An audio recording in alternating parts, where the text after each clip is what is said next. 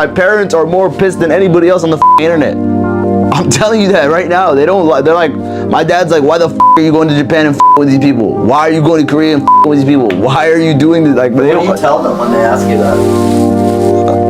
I don't even have an answer. I think I would take the approach of my parents, like, you're f***ing up and I can't help you. Like, when foreign governments are, this is the third or fourth foreign government that has my child in a lockup and he's on the national news of the country, and has a mob of pitchforks and torches after him. I'm like, what can I do? There's only so much you can do for a kid. I really don't know what I would say, to be honest. Johnny Somali's story has officially reached its darkest chapter. He isn't just facing time behind bars in a foreign country. He's facing something far worse: complete rejection from his own family. Reports confirm that his father and mother, the very people who sacrificed everything to give him a better life in America, have now refused to accept him back. A lot of it is my fault, and for trying to keep pushing the envelope and doubling down and tripling down, it is 110% my fault. It all comes from my actions, you know, so I have to be accountable about those things. They don't want him deported. They don't want to welcome him home. They cut him off. And that silence, that refusal, is louder than any prison sentence. Because when your family turns their back on you, when the people who created you decide they no longer recognize you as their own, that is a punishment far greater than handcuffs or bars. Stay with me, because in this video we're going to dive deep into how Johnny Somali got here, how his parents' disappointment grew into rejection, and why none of this should come as a surprise to them. Don't go anywhere, and make sure you subscribe, because stories like this are unfolding fast, and you don't want to miss the next twist in his downfall. To understand why his parents are not surprised, we have to go back, way back, to his childhood. Teachers and neighbors describe Johnny as a problem child. He was loud, disruptive, and constantly pushing boundaries. Not the kind of mischief that kids grow out of, but a pattern of disrespect that only grew stronger with age. I don't know, I feel like Johnny Somali is more not just of like me or the character I created. It's like this whole cycle of entertainment. It's like it really does feel like a demon takes over me. Psychologists allegedly warned his mother that something deeper was going on, that his brain chemistry might not function like others. They suggested strict evaluation, even medical intervention. But his mother, out of love, refused.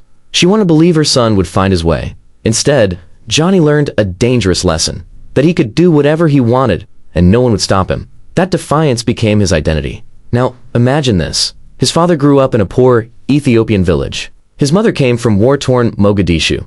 Together, they brought their son to America, settled him in Arizona, and raised him in neighborhoods surrounded by privilege, education, and opportunity. They wanted him to be their dream come true, a shining example of sacrifice paying off. But Johnny Somali spit on that sacrifice. Instead of building their pride, he built chaos. Instead of honor, he brought shame. And when you look at his actions today, his parents' refusal makes sense. Sorry, it's the ringtone. Ringtone. Get out. Get out? Oh. Get out. Allah Akbar. Let me tap my money. Oh, shit. Let me tap my thing. Allah Akbar. Don't you see he's walking up to you like, you know this walking up to you. It's just okay. leave, bro, before this shit happens. God damn, we got president. It's okay, bye-bye. They aren't abandoning him. They're finally acknowledging what's been true for years. Their son has been a ticking time bomb. Johnny didn't just embarrass strangers in Korea or Japan. He embarrassed his own family first. His father once begged him to stop drinking. His mother pleaded with him to leave streaming behind, calling it destructive. But Johnny ignored every warning. In one infamous rant, he even declared that if he had a son like himself, he'd be proud. Can you imagine saying that to the very people watching you destroy yourself? To them, it wasn't confidence. It was mockery. He was humiliating them on live stream for the world to see. And those moments piled up year after year until finally, their patience snapped. Parents will forgive almost anything. But every parent has a breaking point. For Johnny's parents, that breaking point wasn't the arrests in Korea. It wasn't the insults to Japanese citizens. It wasn't even the public fights on buses or in convenience stores. It was his arrogance toward him. He once bragged that he would make a new family, that he could replace them if he wanted, that cut deeper than anything. For immigrant parents who sacrificed everything, who built a life from nothing, to hear their son say he would throw them away, that was unforgivable. From that moment on, their support died. So when deportation became a possibility, they said no. They don't want him back. They don't want his chaos staining their lives any further. His father allegedly told him not to have children, fearing his recklessness would multiply.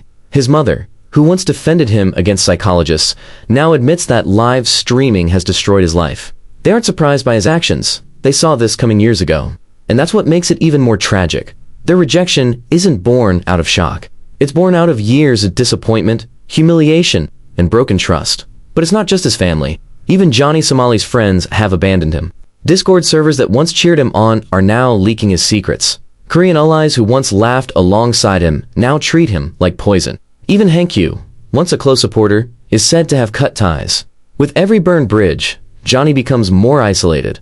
And this isn't bad luck. This is the price of arrogance. When you treat loyalty as disposable, when you humiliate those closest to you, eventually you find yourself walking alone.